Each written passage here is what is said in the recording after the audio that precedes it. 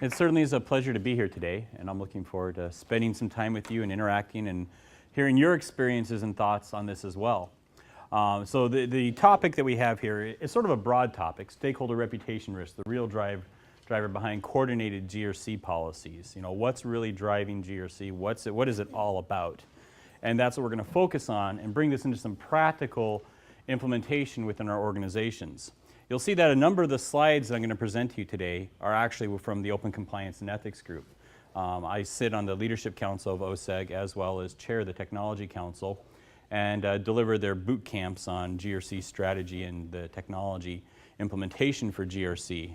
And so a lot of these slides are sort of a condensation for a lot of the training and things that I do on GRC for strategy and boot camp. But ultimately what it gets down to is integrity. That's why I name my business corporate integrity.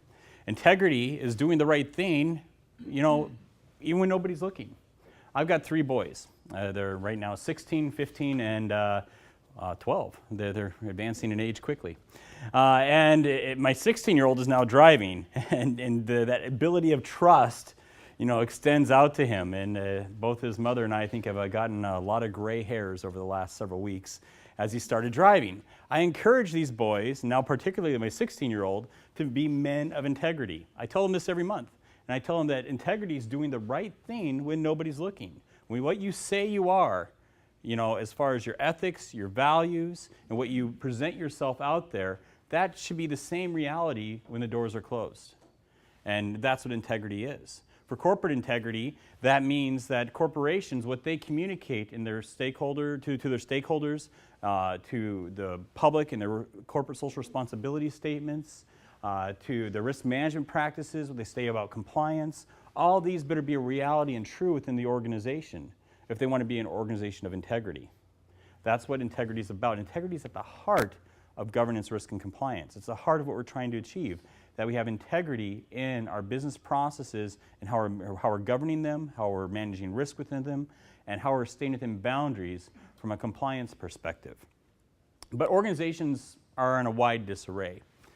Captain E.J. Smith of the Titanic is noted for stating that never in all history have we harnessed such formidable technology. Every scientific advancement known to man has been incorporated into its design. The operational controls are sound and foolproof. We know what happened to the Titanic. Titanic is an excellent object lesson, well, I should say a tragic object lesson, in operational risk and what we would call GRC. There's multiple things that went wrong. You had overconfidence in a ship's design. You had a push to get it across the Atlantic quickly to show its speed and power. You had ignorance of, well, actually just ignoring warnings of icebergs in the area, somebody not paying attention on the watch, a lack of life preservers and lifeboats, and as well as some speculation that there's some poorly manufactured bolts that when it ripped up against the iceberg, you know, that they just ripped open the boat. You take away any 1 or 2 of those events, and it might not have been the same tragedy. It might not have been a tragedy at all, or it might not have been at that same scale. But all those little factors created a bigger risk environment for the Titanic. There's some excellent research that I've been promoting from Deloitte for several years called The Value Killers. This is published, I think 4 years ago. And Deloitte went out and analyzed the Global 1000. And they found out that in the Global 1000, nearly half of them, so 500 companies, had some significant loss to their corporate value and brand and reputation. And they measured this by a 20% drop in share price in less than a month. Now again, this is several years ago, so this last 18 months doesn't count there.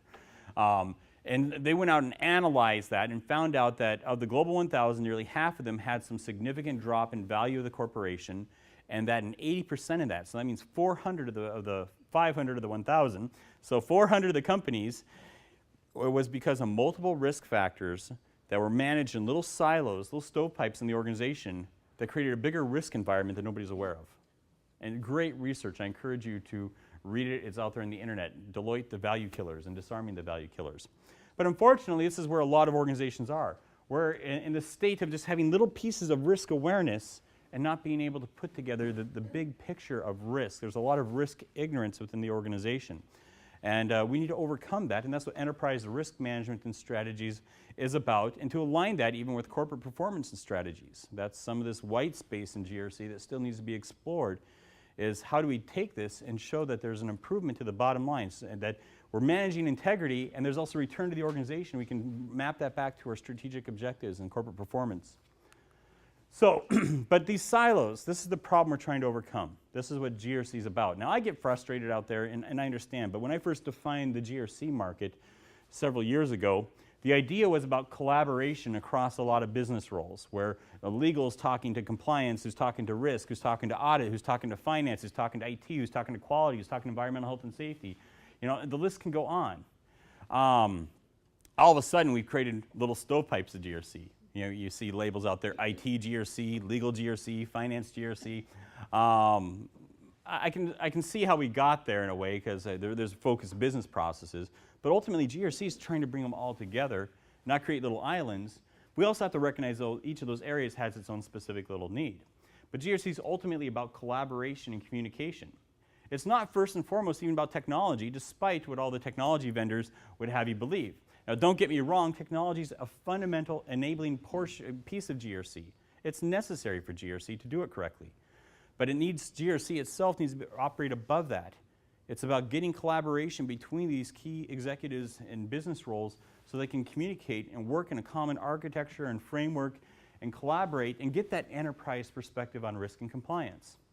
But when you have all these little stovepipes that don't talk to each other, you know, and unfortunately, a lot of them are very manual processes that are burdened by paperwork or spreadsheets. Well, let me stop there. The largest GRC vendor, IT vendor out there, obviously, is Microsoft. You know, SharePoint, Microsoft Excel, we see it all over the place for risk and compliance purposes.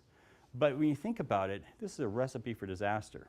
When you start throwing spreadsheets out there for doing compliance assessments and control assessments and risk assessments, and you get all this back, you know, I've seen one large top 10 North American bank that's had 40,000 Excel spreadsheets for a single compliance purpose. How do you manage that data? That's a problem.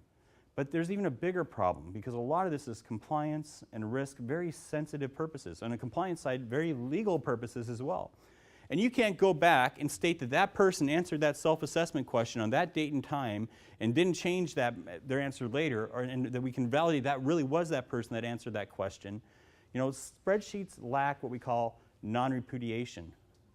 You can't go back and validate that that person was the person that answered that question, and that question was the original answer that they gave, and it wasn't modified or changed to cover some trail. Spreadsheets are a recipe for disaster and issue in managing risk and compliance and self-assessments. But back up, all these little stovepipes who rely on spreadsheets and things like that, they have lack of communication between each other, which creates a very significant risk environment, which goes the opposite of what we're trying to achieve. If we're trying to get this enterprise view of risk and manage, you know, a holistic control environment and compliance, you know, all little stovepipes work counterintuitive to that, because you have lack of visibility, first off. You can't see across them because they're not talking to each other. And I'll step outside again here just to make sure that I'm being clear, and I've got a blog entry on this too. But specifically, I don't advocate that we need a chief GRC officer. You know, there could be some executive leading the GRC strategy forward to carry the ball down the field and score the touchdown, you know, for the company on its GRC initiative. But ultimately, we have a lot of executives that need to start working together and collaborate with each other between legal and finance and risk and IT and all these. That's what I'm talking about. But when all these little roles operate in these little silos, and they have their own little models for managing risk and compliance, and it's trapped in paperwork and spreadsheets.